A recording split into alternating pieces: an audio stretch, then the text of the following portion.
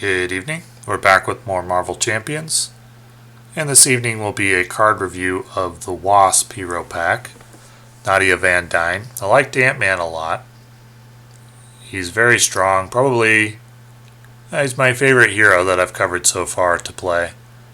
And so expectations for the Wasp are high. I don't know that AntMan is as strong as Captain America or Doctor Strange, but he's close. Definitely S tier. We'll see what the Wasp brings. Nadia Van Dyne has 3 recovery, the standard 6 hand size, 11 HP.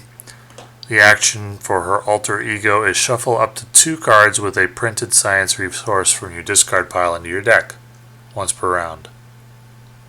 That's not really anything. I wouldn't really assign any value to that. Yeah, I don't see... I mean, it allows you to cycle through your deck a little more slowly. If you're close to the end of your deck, you maximize the chances of drawing those cards. That's so specific, though. Is it just for thematic reasons? Like the action's called GIRL? So she's like, I'm not really that familiar with this particular character from the comics. Maybe she's really into science and this is like a thematic ability. I don't know. Doesn't seem that strong to me. The Wasp is 1/1/2 stats. That's pretty weak. Small but mighty. Response after Wasp or an event you play defeats a minion or side scheme. Deal 1 damage to the villain. Okay. I don't think you're going to be defeating a minion or a side scheme every round. It depends on the boss, though. You can at least do this more than once per round.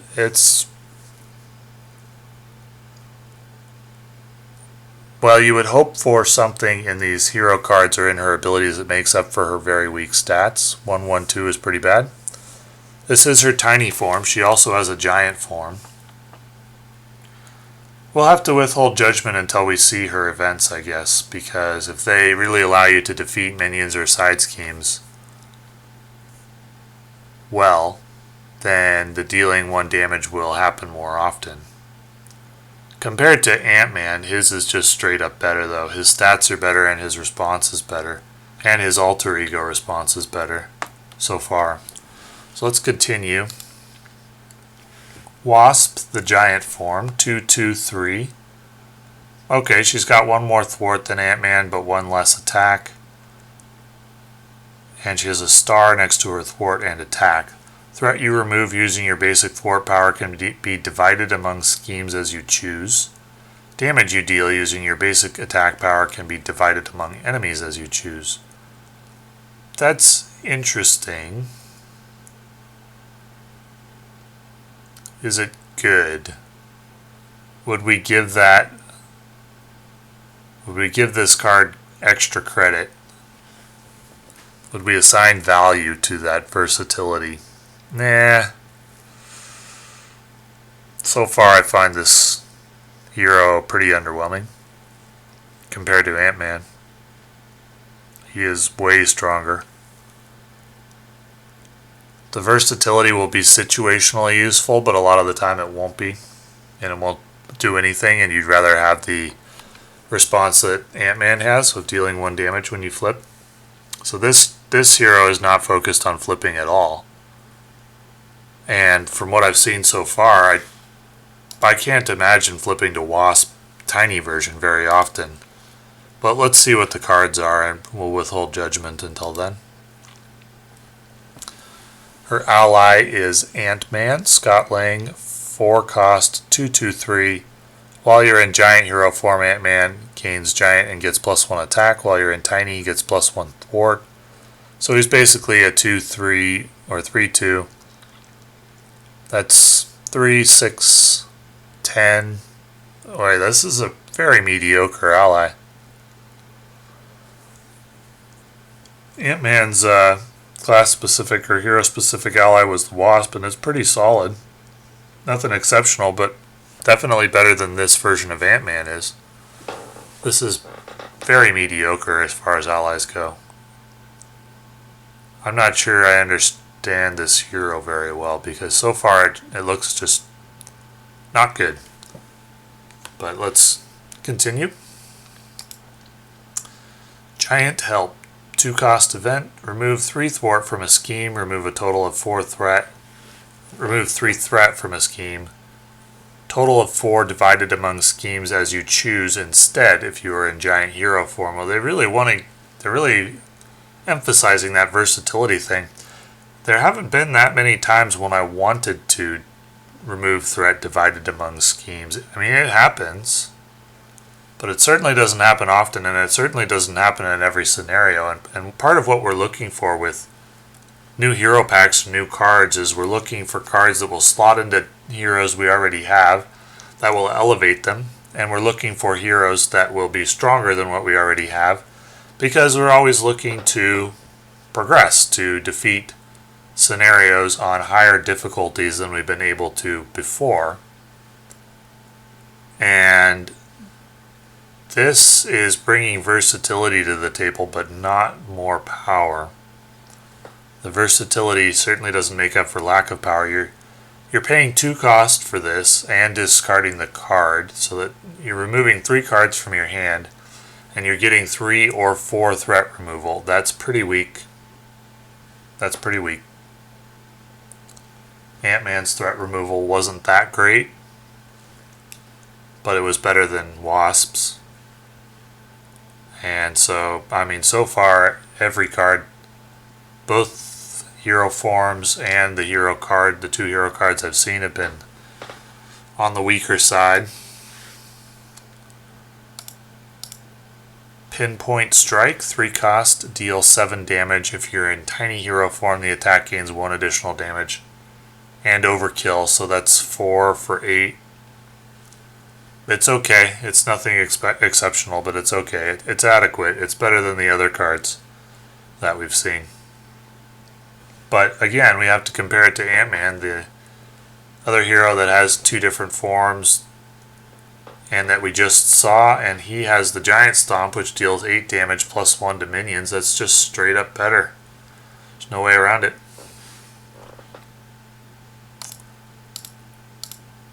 Rapid Growth, 1 cost. When you use one of your hero's basic powers, change to your giant hero form and get +2 to that power for this use. Wait, what? So if you're in your tiny form and you use your thwart, attack, or defense, then you change to your giant form and you get +2 to whatever basic power you were trying to use.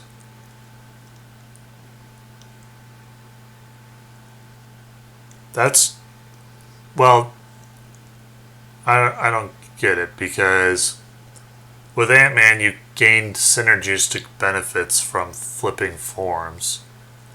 You would use the helmet to draw a card or heal 2. You would use your response that was on the hero. She doesn't have any of that. So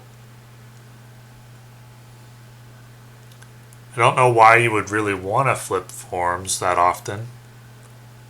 It basically boils down to just getting +2 to a basic power for 1 cost plus the card. That's really bad. For 1 cost plus the card, you need to get 4 value just to have an adequate card, in my mind. There's no way you do. I don't understand this card. I'm going to look it up and see if there's something I'm missing. Well, I looked it up. I don't really see anything that changes my opinion. This card, this just seems pretty weak. Yeah, I think they're going for this versatility thing where you can spread out threat or spread out damage among different cards, and I just don't think that's very strong. This seems like another pretty weak card to me. Wasp Sting, 2 cost. If you are in giant hero form, deal a total of 4 damage divided among enemies as you choose. If you're in tiny hero form, deal 5 damage to an enemy, so it's 3 cost for 4 damage or 3 for 5. That's another pretty weak card, and once again, the upside of dividing it among enemies, I just don't think that's very good.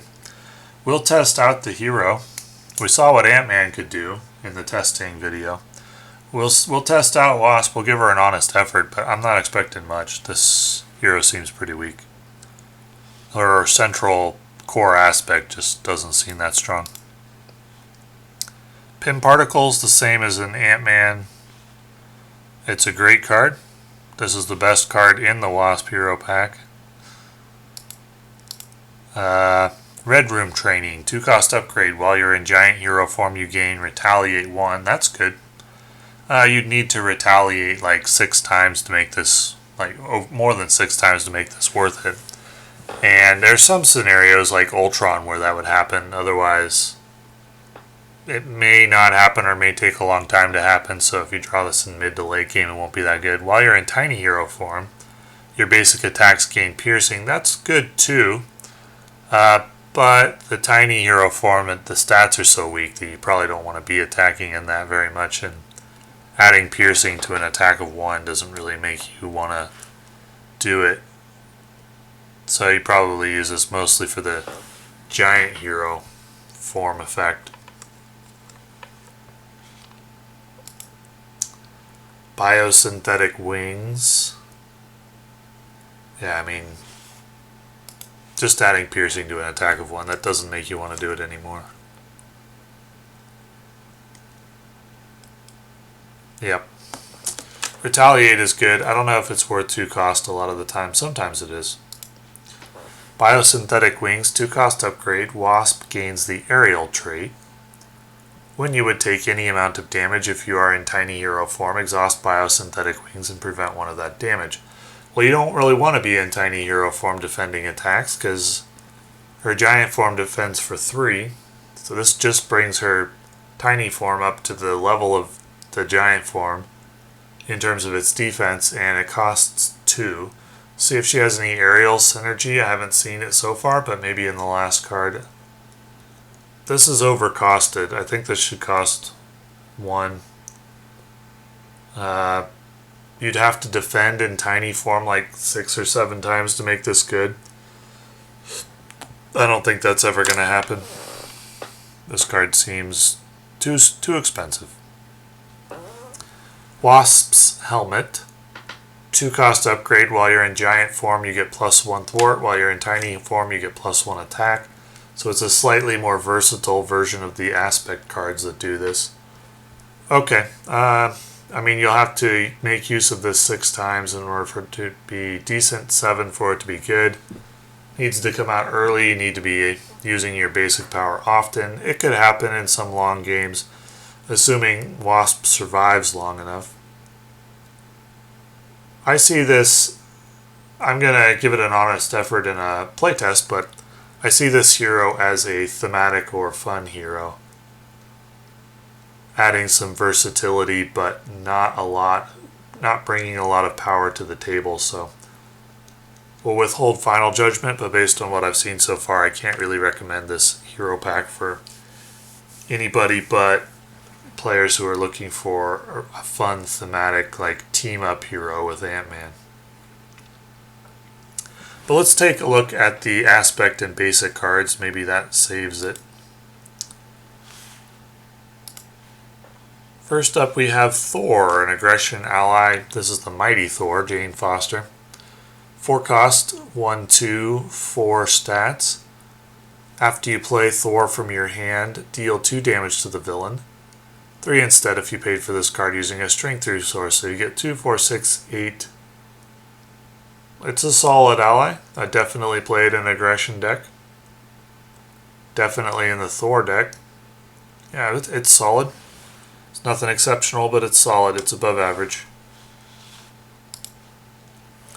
Wasp, Janet Van Dyne. 1 thwart, 3 attack. 0 cost. She gets +1 hit point for each PIM counter on her, and you can place PIM counters on her by overpaying with lightning resources. That would be difficult to get her up to 3. If you could get 10 stats out of her, and that would be solid. She's a good card, as long as you can pay for her with at least 2 lightning resources. If you can only afford 1, she's fine. If you can afford 2 lightning resources, then you get above average value. If you can afford 3, you get pretty solid value, but nothing exceptional. But I think it would be kind of rare that you could afford 3 unless this is intended to go in an Aggression Thor deck. But that's not a very good deck, and the Mighty Thor and Wasp don't really make it that much better. They are solid.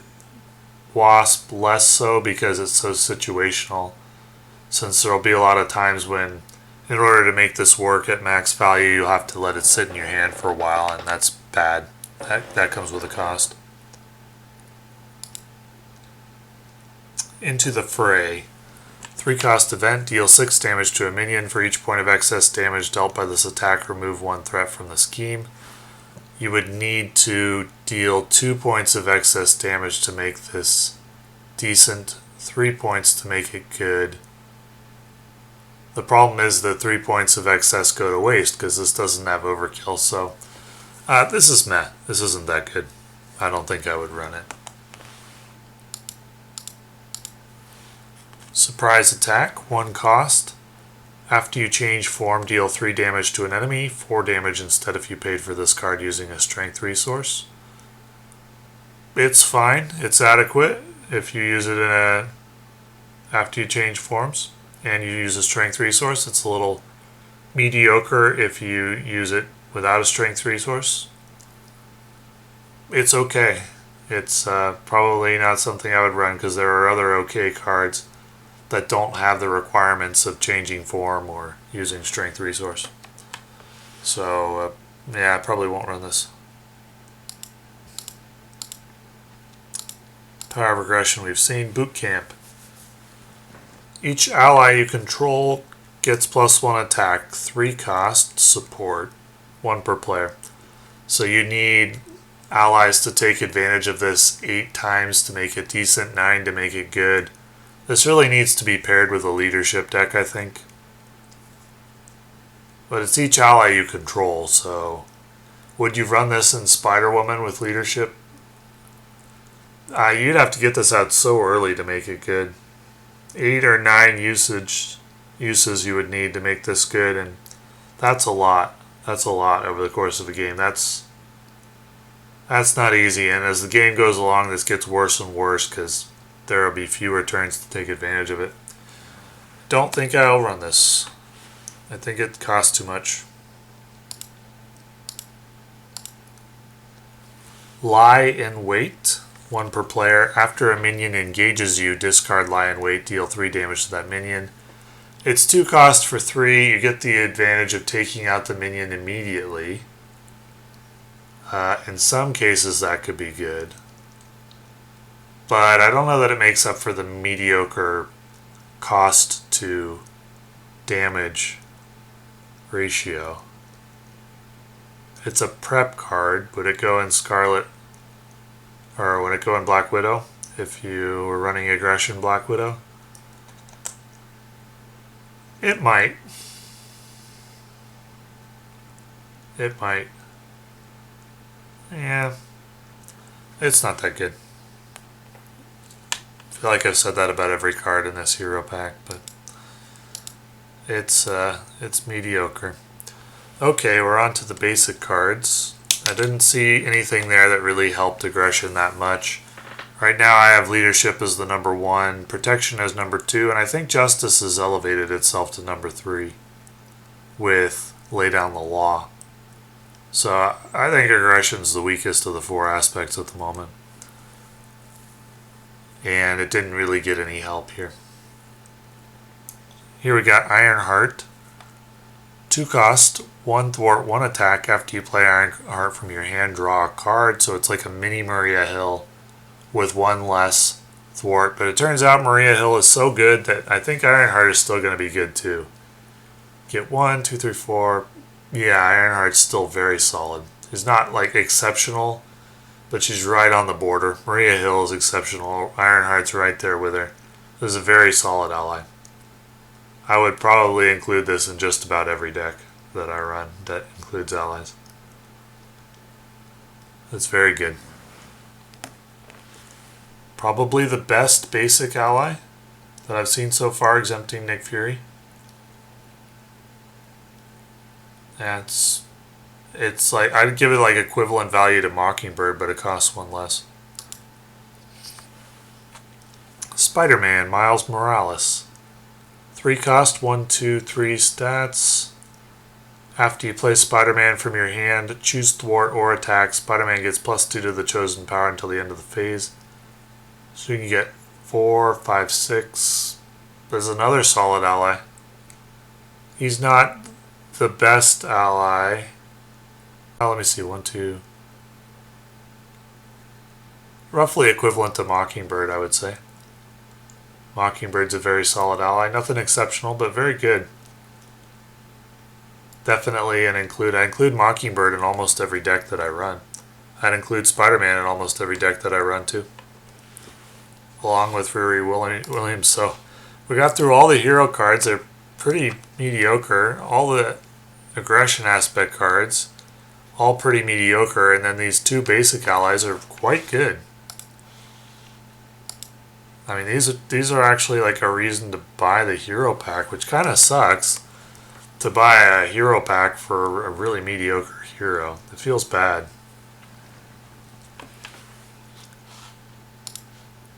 Swarm Tactics we've seen before. This is identical to the AntMan one. It's not good in solo because the situation where you can use it is too limited. I don't even really think it's that good in multiplayer. If you were running AntMan and the Wasp together, and I don't really know why you would do that except for fun thematic reasons, but if you were, would you run this in your AntMan deck? No, not really. I don't think I would. The power in all of us. It's a resource generator, 2 per deck. Double the number of resources this card generates when paying for a basic card. That's great if you've got basic cards in your deck. It's another must include. Wow, they're really upgrading the basic card set. Usually basic cards are terribly mediocre, but we got 3 pretty good ones in this Wasp hero pack. Yeah, I would definitely include the power in all of us in a lot of decks. Not all of them, because a lot of decks, the only basic cards you really have are Nick Fury and Mockingbird, but it is a wild resource, and wild resources have extra uses. I'd include this in most decks, I think, where I'm running Mockingbird, Nick Fury, now Fray Williams, or Ironheart, and what was the other one? Spider-Man, Miles Morales. Yeah, if I'm running all those cards, I'll run the power in all of us as well.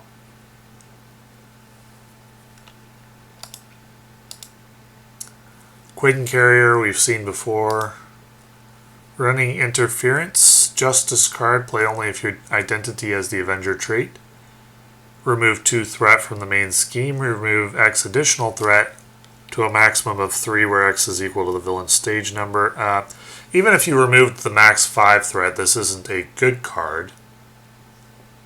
Compared to other Justice cards, it's okay, but still like to see more value to call it a good card, so this doesn't really do anything for Justice. I probably wouldn't run this.